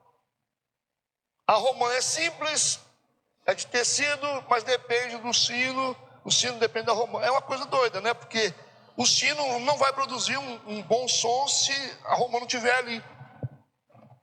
Vocês estão entendendo a profundidade disso? A gente tem aqui em 1 Coríntios, capítulo 13, versículo 1, um texto que dá para a gente entender uma coisa mais profunda aqui. 1 Coríntios, capítulo 13, versículo 1, eu quero ler na King James, tá? Tem uma tradução que ajuda um pouquinho mais. 1 Coríntios 13, versículo 1. Só para a gente entender melhor essa coisa. Ainda que eu fale as línguas dos seres humanos e dos anjos, se eu não tiver amor, serei como o sino que ressoa, como o prato que retina. Então, um sino que faz um barulho que você não entende. O prato que retina é uma barulheira. Está dizendo, se você tiver um dom, e se você não tiver amor, o que você vai produzir, vai ser um dom que você não serve para nada, vai ficar só fazendo barulho. Certo? Da mesma forma, dá para a gente interpretar, ainda que você fosse um sino, né? Mas se você não tivesse as romãs juntas com você ia produzir um barulho que ninguém ia entender. Compreendeu ou não compreendeu? Porque as romãs faziam com que os sinos tilintassem de maneira certa. Não era simplesmente um barulho, mas era um tilintar de sinos. Né? Percebe isso? Então, uma coisa que está ensinando para a gente que às vezes coisas simples com coisas mais complexas ou coisas comuns com coisas mais caras tem que se unir para poder produzir algo de relevância para Deus. Entenderam isso? Isso ensina a gente sobre unidade, ensina sobre um monte de coisa dentro da igreja, né? Muita coisa a gente aprende com isso. A gente só se torna realmente apto para Deus quando a gente entende o valor do outro. Seria isso? Né? Então, o sino é de ouro, mas só vai produzir o som se as mãos estivessem ali. O som devido. Senão vai produzir só barulheira. Creio que todos entenderam. Também, versículo 36 e 37 agora. Também farás uma lâmina de ouro puro e nela gravarás como as gravuras de selos, santidade ao Senhor. Versículo 37, atarás com cordão de azul, de modo que esteja na mitra, na frente da mitra estará. Então, aqui está falando agora sobre o turbante, do sumo sacerdote. Mitra, ou turbante. Os sacerdotes da igreja católica usam lá uma mitra grandona, né? Esse turbante era igual um capelo de cozinheiro, já viram? Mas não era muito alto, era baixo, né? E na frente havia uma lâmina de ouro. Uma lâmina de ouro sobre o turbante, como se fosse uma coroa, né? Assim na frente.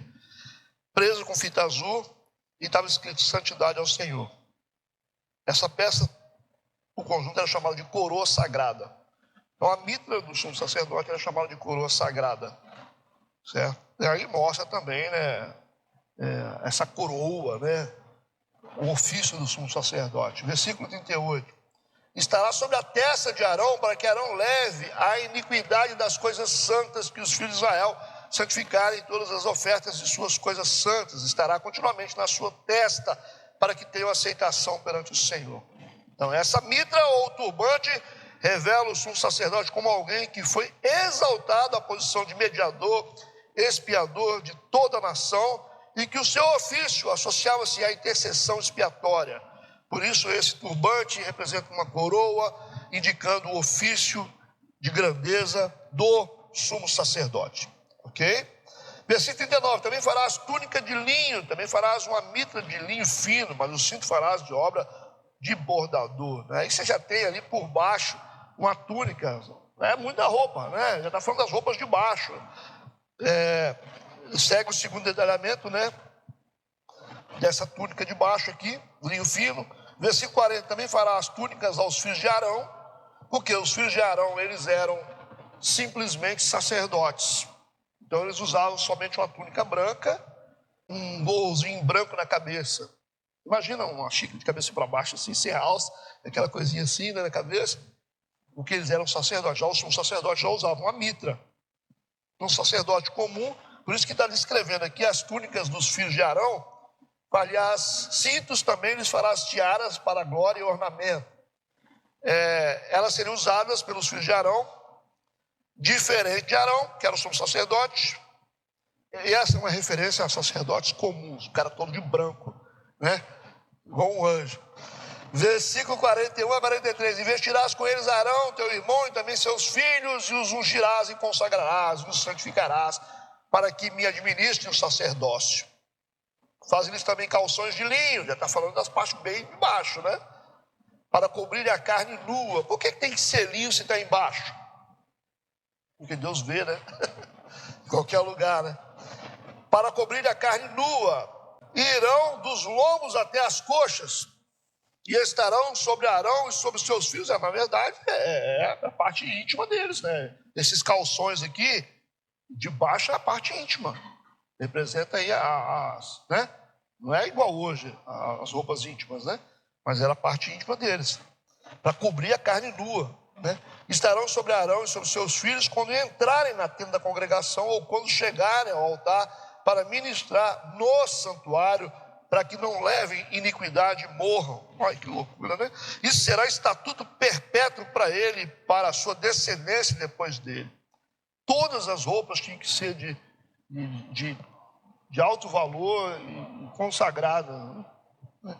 Geralmente o que a gente está escondido, a gente não gosta de consagrar, né? A gente consagra só o externo. Depois de escrever o traje sacerdotal, Deus disse a Moisés como ordenar os sacerdotes para os deveres santos. Eles tinham de oferecer sacrifícios, né? Pelos próprios pecados, ser vestidos com roupas específicas, ser ungidos com óleo santo, comer das ofertas sacrificadas. Isso deveria ser um estatuto perpétuo para ele e para a sua descendência. Ok, pessoal? Por hoje está bom. e eu deixo aberto para vocês fazerem algum tipo de comentário aí, porque cada vez que a gente estuda fica mais complexo, né? A gente pode fazer várias conexões através da Bíblia, dá margem para a gente fazer várias conexões com algumas informações sagradas, né, para a gente. Mas o importante é a gente entender os detalhes de Deus, o sagrado de Deus. Essa informação que tem que ficar para a gente. E quando você vê alguém oficializando algo para Deus, né, na frente, como nós, como ministros de Deus, pastores, liderança de ministérios, fazendo algo para Deus, né, ou cuidando do povo, isso não é tão simples como a gente pensa. Essa informação está clara. E a gente também tem que respeitar o valor das pessoas que estão fazendo as coisas para Deus. Não só a responsabilidade que elas têm que ter, mas também o que está agregado naquela pessoa que a gente não entende. Às vezes você vê ali, o cara está ali, Deus está usando, está fazendo coisas legais. Aí você pensa, mas tem muita coisa agregada que estão além dos seus olhos. Não é verdade? Então nós somos uma geração de sacerdotes. Todo mundo aqui está trabalhando para Deus de alguma forma, né? Exercendo seu sacerdócio em diversas áreas da igreja. Não é só pastor, não. Tá? Todos nós somos sacerdotes. Quando você está evangelizando, você está exercendo seu sacerdócio. Né? Está ministrando, está fazendo alguma coisa para Deus. Enfim, alguma pergunta, gente, além disso aqui? Algum comentário vocês querem acrescentar sobre isso? Apesar da complexidade, o que é que vocês acham que isso deixa de informação para nós? O que é que fica evidente para nós entendermos aqui as questões espirituais?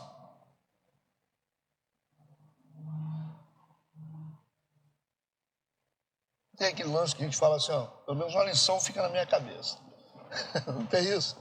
Uma lição no meio desse negócio todo aí, a gente deixa uma lição. Deus não é tão simples como a gente pensa. E as coisas espirituais envolvem mais coisas que estão além do que a gente está vendo. E Deus é um Deus que ele é detalhista. Não adianta o cara falar que não é, que ele é detalhista. Então o problema não é o que você faz, mas como você faz. Isso aí seria muito bom para a gente entender. Não é o que você faz, mas como você faz. Não importa se você entrega para a obra de Deus um valor tal, mas como você está entregando esse valor, o que está agregado no seu coração? A oferta da viúva pobre lá.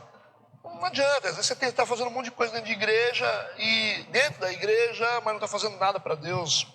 Você pode estar fazendo um movimento muito grande dentro da igreja, mas pode não estar fazendo nada para Deus. Então Deus não está preocupado com volume. Ele não está preocupado com volume. O número é algo que é consecutivo. Mas não é a preocupação de Deus, mas sim a qualidade que você faz. Você faz uma coisa simples. Você vai limpar o chão da igreja. Você acha que Deus testa a gente nisso? Você limpar o chão da igreja. Aí, deu vontade de limpar o chão. Como é que você vai limpar o chão da igreja? Como um sacerdote? Aí, tem gente que não entende. Tem gente que mexe com coisas sérias da igreja e não leva a sério. Aí tem gente que mexe com coisas simples da igreja e leva a sério. Então, isso define pessoas e pessoas, homens de Deus ou não, mulheres de Deus ou não. Tá bom por hoje. Obrigado pela atenção de vocês e pela compreensão de que estamos trilhando um caminho que não é simples. Mas vamos ver o que vai dar lá na frente, né? Amém. Oremos. Pai, nós queremos te agradecer por estarmos aqui nessa manhã, na tua casa, diante da tua palavra.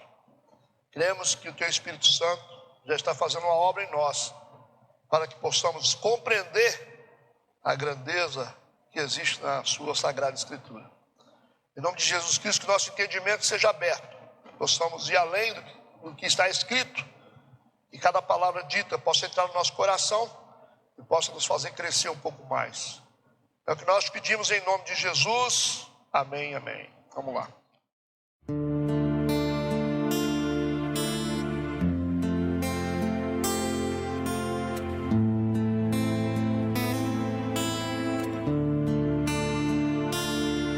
Shema